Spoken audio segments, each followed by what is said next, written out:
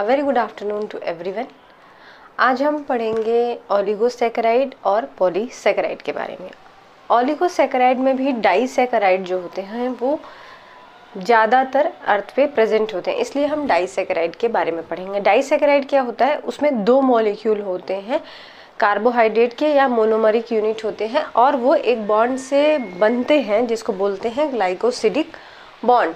तो ओलिगोसैकेराइड वो कार्बोहाइड्रेट होते हैं जिसमें 3 या 3 से ज़्यादा मोनोमरिक जो है सब यूनिट्स होते हैं। तो उसमें 1, 2, 3 ऐसे मोनोमरिक कार्बोहाइड्रेट की जो है मॉलिक्यूल अटैच होते हैं और उनके बीच में जो बॉन्ड होता है उसको बोलते हैं ग्लाइकोसिडिक बॉन्ड। जो सबसे ज़्यादा अर्थ पे प्रेजेंट होता है ओलिगोसैकेराइड वो डाइसैकेराइड होता है जिसमें 2 ही सब यूनिट होते हैं। अब हम उसका एग्जाम्पल अगर लेते हैं तो उसमें आता है माल्टोज, जो कि एक तरह का शुगर होता है। उसमें क्या होता है, माल्टोज 2 मॉलिक्यूल से बनता है, अल्फा ग्लूकोज, और जो सेकंड मॉलिक्यूल होता है वो भी अल्फा ग्लूकोज ही होता है। उसमें जो अल्फा ग्लूकोज का एक मॉलिक्यूल होता है उसका जो हेक्सागोनल रिंग होता है, उसका जो पहला कार्बन होता है एनोमेरिक कार्बन, और जो दूसरा मॉलिक्यूल होता है अल्फा ग्लूकोज का, उसका जो चौथा कार्बन होता है उसके बीच में बॉन्डिंग बनती है ऑक्सीजन एटम एक का और दूसरे का जो है हाइड्रोजन एटम के बीच में। इसमें क्या होता है, एक वाटर मॉलिक्यूल रिमूव होता है और यहाँ पर जो है ग्लाइकोसिडिक बॉन्ड फॉर्मेशन हो जाता है। फर्स्ट एनोमेरिक कार्बन जो होता है एक अल्फा ग्लूकोज का, दूसरे का जो है 4th कार्बन के बीच में, इसको हम बोलते हैं अल्फा 1,4 ग्लाइकोसिडिक बॉन्ड। क्यों? क्योंकि जो है हमारा जो अल्फा ग्लूकोज है वो यहाँ पे इन्वॉल्व है, वो यहाँ पे रोल प्ले कर रहा है, और जो हमारा अल्फा ग्लूकोज है उसका फर्स्ट कार्बन एनोमेरिक कार्बन और दूसरे का 4th कार्बन जो है ग्लाइकोसिडिक बॉन्ड फॉर्म कर रहा है, इसलिए हम इसको बोलते हैं अल्फा 1,4 ग्लाइकोसिडिक बॉन्ड। तो जितने भी ओलिगोसैकेराइड या डाइसैकेराइड होते हैं उन सब के बीच में ग्लाइकोसिडिक बॉन्ड होता है। उसमें एक एनोमेरिक कार्बन जो होता है मोनोसैकेराइड का वो होता है, दूसरा ऑक्सीजन एटम ऑफ अल्कोहल होता है या दूसरे मोनोसैकेराइड का होता है, तब वो ग्लाइकोसिडिक बॉन्ड फॉर्मेशन होता है। नेक्स्ट एग्जांपल हम लेंगे जो है सुक्रोज मॉलिक्यूल का, जिसमें अल्फा 1 और दूसरा जो होता है हमारा मॉलिक्यूल होता है उसमें सेकंड नंबर का जो कार्बन होता है उसके बीच में बॉन्डिंग बनती है, तो उसको हम बोलते हैं अल्फा 1 बीटा 2 ग्लाइकोसिडिक बॉन्ड। जो सेकंड हमारा एग्जाम्पल है वो है सुक्रोज मॉलिक्यूल का। सुक्रोज मॉलिक्यूल जो होता है वो डी ग्लूकोज और डी फ्रक्टोज मॉलिक्यूल से बनता है।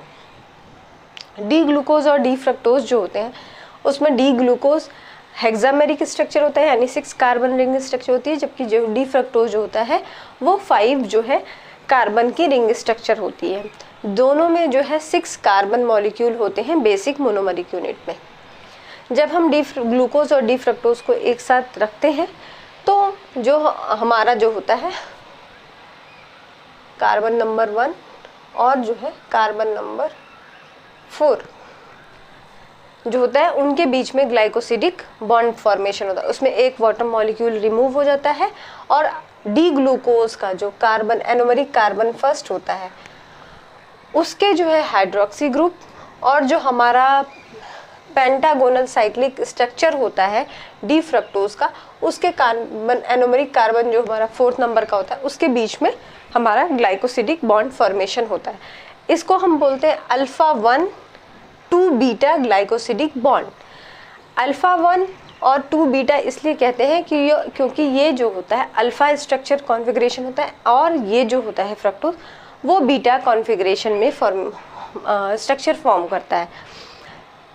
जब हमारा सुक्रोज फॉर्म हो जाता है यानी डाइसैकेराइड फॉर्म हो जाता है, अगर हम फिर से उसको हॉट जो है एसिड में रखते हैं तो वो हाइड्रोलाइज हो जाता है, उसमें वाटर मॉलिक्यूल ऐड हो जाता है और वो अपना मोनोमरिक स्ट्रक्चर दे देता है जो कि डी ग्लूकोज और डी फ्रक्टोज ही होता है। तो जो सेकंड एग्जांपल है डाइसैकेराइड का जो कि बहुत इंपॉर्टेंट होता है वो सुक्रोज होता है। नेक्स्ट अब हम आते हैं पॉलीसैकेराइड के बारे में। पॉलीसैकेराइड जो होते हैं, पॉलीसैकेराइड, पॉली मतलब मेनी यानी बहुत सा, सैकेराइड मतलब कार्बोहाइड्रेट, जिसमें बहुत सा कार्बोहाइड्रेट का मॉलिक्यूल अटैच्ड हो।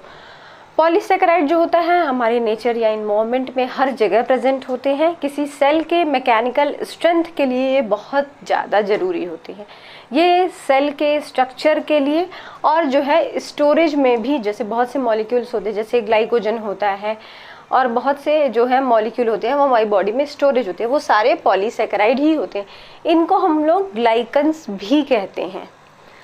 जो हमारा पॉलीसेकेराइड होता है वो बहुत से यूनिट से या बहुत से जो है छोटे छोटे यूनिट से मिलकर बना होता है, लेकिन जो उनका छोटा छोटा यूनिट्स होता है जिससे वो बनते हैं वो होमो हो सकता है। होमो मतलब सेम, जिसमें बहुत से मोनोमरिक यूनिट्स होंगे, वो सारे एक जैसे होंगे और उनके बीच बीच में ग्लाइकोसिडिक बॉन्ड्स होते हैं, उससे वो बनते हैं, चेन बनती है उनकी। जो हेट्रोपॉलीसेकेराइड्स होते हैं उसमें क्या होता है, छोटे छोटे मोनोमरिक यूनिट्स होते हैं जो अलग अलग डिज़ाइन और उसके होते हैं, टाइप के होते हैं, और फिर वो एक दूसरे से ग्लाइकोसिडिक बॉन्ड से अटैच्ड होते हैं। तो वो जो होमो या हेट्रो जो दोनों होते हैं वो दोनों ही पॉलीसेकेराइड्स के ही अंदर आते हैं और एक सेल के स्ट्रेंथ को बनाते हैं और या तो उनके स्टोरेज में हेल्पफुल करते हैं। बहुत से मॉलिक्यूलर स्टोरेज हमारी बॉडी में रहता है, जब हमें इमरजेंसी में उनकी ज़रूरत पड़ती है तो हमको एनर्जी प्रोवाइड करते हैं वो। हमारा पॉलीसेकेराइड का जो एग्जाम्पल है वो है स्टार्च। जो स्टार्च होता है वो ब्रांच स्ट्रक्चर होता है, उसमें बहुत सी ब्रांचेज होती हैं, तब जाके हमारा स्टार्च जो होता है एक पॉलीसेकेराइड या कार्बोहाइड्रेट जो हमारा होता है कॉम्प्लेक्स उसको बनाता है। ये जो ब्रांच स्ट्रक्चर होता है उसका जो बेसिक यूनिट होता है जिससे वो बनता है वो होता है अल्फ़ा डी ग्लूकोज, और ये हमारे अंदर स्टोरेज का काम करता है। जब भी हमें इंस्टेंट एनर्जी की ज़रूरत पड़ती है तुरंत हमारा जो स्टार्च होता है हमारी बॉडी में जो प्रेजेंट होता है वो तुरंत हमारा ग्लूकोज फॉर्म कर देता है और हमें एनर्जी ग्लाइकोलिसिस के थ्रू मिल जाती है। जो स्टार्च होता है वो मिक्सचर होता है दो हमारे अलग अलग स्ट्रक्चर का, अमाइलोज और अमाइलोपेक्टिन। जो अमाइलोज होता है और जो अमाइलोपेक्टिन होता है दोनों का जो मोनोमरिक यूनिट होता है वो हमारा अल्फा डी ग्लूकोज ही होता है, लेकिन दोनों के स्ट्रक्चर में थोड़ा डिफरेंट होता है। दोनों का एक स्पेसिफिक रेशियो में वो मिलते हैं, फिर हमारा स्टार्च बनता है। जो अमाइलोज होता है वो लीनियर स्ट्रक्चर होता है, एक सीधी स्ट्रक्चर होती है जिसमें हमारे डिफरेंट डिफरेंट मोनोमरिक यूनिट्स होते हैं और उनके बीच में ग्लाइकोसिडिक बॉन्ड फॉर्मेशन होता है। ये लीनियर होता है, अनब्रांच होता है और इनका जो मोनोमरिक यूनिट होता है वो डी ग्लूकोज होता है और उनके बीच में अल्फा 1,4 ग्लाइकोसिडिक बॉन्ड होता है। दूसरा होता है अमाइलोपेक्टिन जो कि हमारा ब्रांच स्ट्रक्चर होता है, डिफरेंट ब्रांचेस होती हैं। उसका जो एक स्ट्रेच होता है वो अल्फ़ा डी ग्लूकोज से बनता है, उनके बीच में भी अल्फ़ा 1,4 ग्लाइकोसिडिक लिंकेज होती है। लेकिन जब वो दूसरे ब्रांच से 25 से 30 यूनिट के बाद ब्रांच फॉर्म करता है तो वहाँ पे जो बॉन्ड फॉर्मेशन होता है वो अल्फ़ा 1,6 ग्लाइकोसिडिक बॉन्ड होता है। इस तरह से डिफरेंट जो है ब्रांचिंग स्ट्रक्चर्स इसके फॉर्म हो जाते हैं। उसके बाद जब हमारा अमाइलोपेक्टिन बन जाता है, अमाइलोज बन जाता है, दोनों एक साथ मिक्स करते हैं, फिर हमारा स्टार्च जो कि हमारी बॉडी का स्टोरेज फॉर्म है कार्बोहाइड्रेट का वो फॉर्म हो जाता है और ये आता है होमोपॉलीसेकेराइड में। क्योंकि होमोपॉलीसेकेराइड में जो उसके यूनिट होते हैं वो सारे सेम होते हैं, तो इसमें क्या है डी ग्लूकोज होता है। हम जो है होमोपॉलीमर के कुछ और एग्जाम्पल पढ़ेंगे। फर्स्ट है हमारा स्टार्च, सेकेंड है हमारा ग्लाइकोजन। ग्लाइकोजन जितने भी हमारे एनिमल्स होते हैं उन सब में स्टोरेज जो हमारी फॉर्म की एनर्जी होती है कार्बोहाइड्रेट की वो ग्लाइकोजन होती है। ये जो होता है बहुत ब्रांच स्ट्रक्चर से बनता है और इसका जो मोनोमरिक यूनिट होता है जिससे छोटे छोटे से बनता है वो अल्फ़ा डी ग्लूकोज ही होता है। और इसकी जो ब्रांचिंग स्ट्रक्चर होती है अमाइलोपेक्टिन होती है।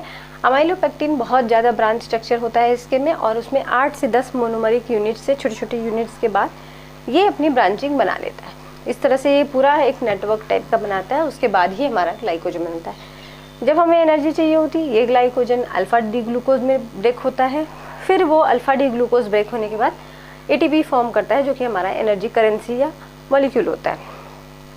तीसरा हमारा एग्जाम्पल है सेल्यूलोज का। जो सेल्यूलोज है वो पूरे बायोस्फीयर में हमारे सबसे ज़्यादा जो प्रेजेंट होता है बायोमॉलिक्यूल वो हमारा सेल्यूलोज ही।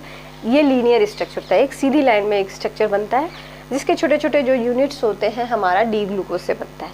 उसके बीच में जो बॉन्डिंग होती है वो होता है बीटा 1,4 बॉन्ड। जितने भी प्लांट सेल होते हैं जो उनका स्ट्रक्चर बनता है पूरा जो अच्छा सा खासा स्ट्रक्चर बनता है प्लांट सेल का वो हमारा सेल्यूलोज से ही बनता है। फोर्थ और लास्ट एग्जाम्पल जो है हमारा वो है काइटिन का, जो कि हमारे बायोस्फीयर में सेकेंड मोस्ट अबेंडेंट जो मॉलिक्यूल है वो हमारा काइटिन ही है। ये भी एक लीनियर स्ट्रक्चर होता है। इसका जो मोनोमरिक यूनिट होता है वो NAG, एन एसिटिल ग्लूकोसाएमीन जो होता है मोनोमर, उससे बनता है। इसके बीच में जो बॉन्डिंग होती है वो β14 की बॉन्डिंग होती है। लेकिन जो हमारा प्लांट का जो सेल वॉल होता है, जैसा सबसे बाहर की कवर होती है, उसका जो स्ट्रक्चर बनता है वो काइटिन से ही बनता है, NAG से ही बनता है। उसके अलावा जो हमारे इंसेक्ट्स होते हैं, हमारे जो क्रस्टेशियंस होते हैं, जो हमारे एनिमल्स का ग्रुप होता है, उनका जो आउटर कवरिंग एक्सोस्केलेटन होता है वो भी काइटिन से ही बनता है। तो जो मोस्ट इम्पॉर्टेंट याद करने वाली चीज़ है वो काइटिन है कि ये होमोपॉलीमर होता है, नैग सब यूनिट का बनते हैं और ये प्लांट सेल वॉल में। उसके अलावा जो इंसेक्ट्स होते हैं और जो क्रस्टेशियंस होते हैं उनका आउटर कवरिंग या एक्सोस्केलेटन फॉर्म करता है। तो हमारे पॉलीसेकेराइड में दो आते हैं, होमो और हेट्रोपॉलीमर। होमोपॉलीमर का एग्जांपल है स्टार्च, जो कि स्टोरेज फॉर्म है प्लांट्स का, ग्लाइकोजन जो कि स्टोरेज फॉर्म है हमारे जो एनिमल्स का, फिर आता है सेलुलोज जो कि प्लांट के स्ट्रक्चर को फॉर्म करता है, और जो लास्ट है वो काइटिन जो कि प्लांट्स के सेल वॉल को, इंसेक्ट और क्रस्टेशियन के बाहर के कवर को फॉर्म करता है। अब हम पढ़ेंगे हेट्रोपॉलीमर का एग्जाम्पल। हेट्रोपॉलीमर की अगर बात करते हैं तो मोस्टली इसमें आते हैं गैग्स, ग्लाइकोसाअमीनोग्लाइकन। ये निगेटिवली चार्ज्ड होते हैं और ये एनिमल्स और बैक्टीरिया में ही प्रेजेंट होते हैं, प्लांट्स में नहीं होते। ये अनब्रांच्ड होते हैं। इनकी जो रिपीटिंग यूनिट होती है, जो एक के बाद एक बनती है, वो एक डाइसेकेराइड होता है जिसमें 2 ग्लूकोज के मॉलिक्यूल होते हैं और वो अमीनो शुगर होता है। जो सबसे सिंपल गैग होता है ग्लाइकोसाअमीनोग्लाइकन, उसमें आता है हाइलुरोनिक एसिड या उसको हाइलुरोनन भी कहते हैं। ये 2 सब यूनिट से बनता है, डी ग्लूकुरोनिक एसिड और एन एसिटिल ग्लूकोसाएमीन। जितने भी हेट्रोपॉलीमर होते हैं वो सब के साथ एक प्रोटीन का अटैचमेंट होता है और वो होते हैं प्रोटियोग्लाइकन। मतलब कि जितने हेट्रोपॉलीमर होंगे या तो गैग्स होंगे, ग्लाइकोसाअमीनोग्लाइकन होंगे या फिर प्रोटियोग्लाइकन्स होते हैं। अब पेप्टिडोग्लाइकन क्या है? पेप्टिडोग्लाइकन वो होता है जिसमें एक हमारा कार्बोहाइड्रेट का पार्ट होता है और दूसरा हमारा प्रोटीन का पार्ट होता है। इसमें क्या होता है कि म्यूरिन सबसे बेस्ट एग्जांपल है, जो कि यू बैक्टीरियल या जो ट्रू बैक्टीरिया होते हैं उनके सेल वॉल में प्रेजेंट होता है। इसका जो रिपीटिंग यूनिट होता है, जो बार बार फॉर्म करता है एक दूसरे को, जिसके बाद बॉन्डिंग बनती है और फिर पेप्टिडोग्लाइकन बनता है, वो होता है नैग और नैम, जो कि होता है एन एसिटिल ग्लूकोसामीन और एन एसिटिल म्यूरामिक एसिड। और इनके बीच में जो बॉन्ड होता है वो 1,4 ग्लाइकोसिडिक β14 ग्लाइकोसिडिक बॉन्ड होता है। जब ये हमारा नैम और नैग का एक स्ट्रक्चर बन जाता है तो उससे एक छोटा सा प्रोटीन का पार्ट अटैच होता है जिसमें 2 से 5 ही अमीनो एसिड होते हैं, और ये प्रोटीन नैम के कार्बोक्सिल ग्रुप से अटैच होता है और एक अमाइड बॉन्ड बनाता है। तब एक यूनिट बनती है हमारी प्रोटीन की और कार्बोहाइड्रेट की, और ये यूनिट बार बार रिपीट होकर हमारी पेप्टिडोग्लाइकन फॉर्म करती है। अब हम बताते हैं ग्लाइको कॉन्जुगेट क्या होता है। ग्लाइको कॉन्जुगेट मतलब ऐसा स्ट्रक्चर जिसमें एक कार्बोहाइड्रेट हो और एक नॉन कार्बोहाइड्रेट, या जो कि कार्बोहाइड्रेट प्रोटीन हो, लिपिड हो, कुछ और हो, वो दोनों एक साथ अटैच होते हैं तो ग्लाइको कॉन्जुगेट बनाते हैं। इसमें क्या होता है कि बहुत तरह के कंपाउंड होते हैं जिसमें एक कार्बोहाइड्रेट का पार्ट होता है, दूसरा कार्बोहाइड्रेट नहीं होता है, वो या तो प्रोटीन होता है या लिपिड्स होता है, फैट होता है, कुछ भी होता है, और वो दोनों एक साथ कोवेलेंट बॉन्ड से अटैच्ड होते हैं। तो उसको हम जो है ग्लाइको कॉन्जुगेट कहते हैं। मेजरली या मोस्टली इसमें 4 जो है पार्ट्स होते हैं। ग्लाइकोप्रोटीन जिसमें मेन स्ट्रक्चर होता है प्रोटीन का, उसके साथ कार्बोहाइड्रेट अटैच होता है। पेप्टिडोग्लाइकन जिसमें मेन स्ट्रक्चर होता है हमारा कार्बोहाइड्रेट का, उसके साथ थोड़ा सा प्रोटीन अटैच्ड होता है। तीसरा होता है ग्लाइकोलिपिड का जिसमें मेन स्ट्रक्चर होता है लिपिड का, उसके साथ हमारा थोड़ा सा कार्बोहाइड्रेट अटैच होता है। फोर्थ होता है लाइपोपॉलीसेकेराइड जिसमें हमारा पॉलीसेकेराइड या कार्बोहाइड्रेट का बेस या मेन स्ट्रक्चर होता है, उसके साथ लिपिड का थोड़ा सा स्ट्रक्चर अटैच्ड होता है। तो ग्लाइको कॉन्जुगेट ऐसे स्ट्रक्चर्स होते हैं जिसमें मेन या साइड में जो है हमारा कार्बोहाइड्रेट होता है और फिर उससे एक हमारा नॉन कार्बोहाइड्रेट प्रोटीन या लिपिड पार्ट अटैच होता है, दोनों मिलके ग्लाइको कॉन्जुगेट बनाते हैं। अब हम आते हैं ग्लाइकोप्रोटीन पे। ग्लाइकोप्रोटीन में क्या होता है कि जो बेस स्ट्रक्चर होता है वो प्रोटीन का होता है और जो हमारा जो छोटा पार्ट होता है वो कार्बोहाइड्रेट का। तो उसमें 2, 3, 4, 5, 6 कार्बोहाइड्रेट के मॉलिक्यूल्स हो सकते हैं और दोनों एक दूसरे से कोवेलेंट बॉन्ड से अटैच होते हैं। जब इनके बीच में कोवेलेंट बॉन्ड बनता है तो वो दो तरीके का हो सकता है, ओ लिंक्ड जहाँ पे ऑक्सीजन इन्वॉल्व होता है, दूसरा है एन लिंक जहाँ पे अमीनो ग्रुप इन्वॉल्व होता है। जब मोनोसैकेराइड जो होता है उसका पहला कार्बन का हाइड्रोक्सी ग्रुप कोर प्रोटीन के सेरीन मॉलिक्यूल से अटैच होता है कोवेलेंट बॉन्ड से, तो उसको बोलते हैं ओ लिंक्ड ग्लाइकोसिडिक बॉन्ड। दूसरा होता है हमारा मोनोसैकेराइड का जो हाइड्रोक्सी ग्रुप होता है वो एस्पराजिन रेजिड्यू कोर प्रोटीन के उससे अटैच होता है कोवेलेंट बॉन्ड से, तो उसको हम बोलते हैं एन लिंक्ड ग्लाइकोसिडिक बॉन्ड। इस तरह ग्लाइकोप्रोटीन जो होता है ऐसा प्रोटीन होता है जिसमें कार्बोहाइड्रेट का पार्ट होता है और वो दो बॉन्ड से अटैच्ड हो सकता है, ओ लिंकेज से या एन लिंकेज से। Reducing and non reducing sugar क्या होते हैं, जितने भी कार्बोहाइड्रेट्स होते हैं जब उनको हम एक ऑक्सीडाइजिंग एजेंट के साथ अटैच करते हैं तो वो उसका जो है उसके साथ मिलकर एल्डोनिक एसिड बनाते हैं और इसको जो है रिड्यूस कर देते हैं।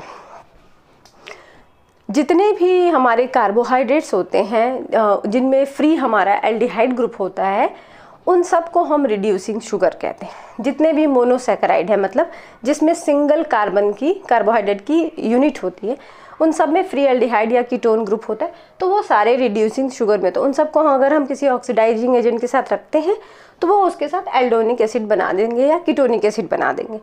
जो हमारे जितने भी डाइसैकेराइड होते हैं सिर्फ सुक्रोज और ट्रिहेलोज को छोड़कर सारे ही रिड्यूसिंग जो है शुगर होते हैं, लेकिन सुक्रोज और ट्रिहेलोज जो होता है नॉन रिड्यूसिंग शुगर होता है, उसको हम किसी ऑक्सीडाइजिंग एजेंट के साथ रखेंगे तो वो एल्डोनिक एसिड नहीं बनाएगा क्योंकि उसका जो एनोमेरिक कार्बन है वो फ्री ही नहीं होता है, वो ग्लाइकोसिडिक बॉन्ड में इन्वॉल्व हो जाता है, जिसकी वजह से फ्री एल्डिहाइड या कीटोन ग्रुप उसके पास होता नहीं है कि वो ग्लाइकोसिडिक बॉन्ड के अलावा कोई बॉन्ड बना सके। जब सुक्रोज या ट्रिहेलोज के पास कोई भी फ्री एनोमेरिक कार्बन एल्डिहाइड या कीटोन ग्रुप नहीं होगा तो वो किसी भी ऑक्सीडाइजिंग एजेंट को रिड्यूस नहीं कर सकता है, इसलिए उसको हम लोग नॉन रिड्यूसिंग शुगर कहते हैं। इस तरह से हमारा जो है आज का जो टॉपिक है कार्बोहाइड्रेट का वो ओवर हो गया है। अब हम नेक्स्ट क्लास में पढ़ेंगे लिपिड्स के बारे में। Please like, subscribe and share my channel. अगर आपको कोई नया टॉपिक पढ़ना है, कोई स्पेशल टॉपिक पढ़ना है तो आप मुझे डायरेक्टली मैसेज कर सकते हैं कमेंट बॉक्स में।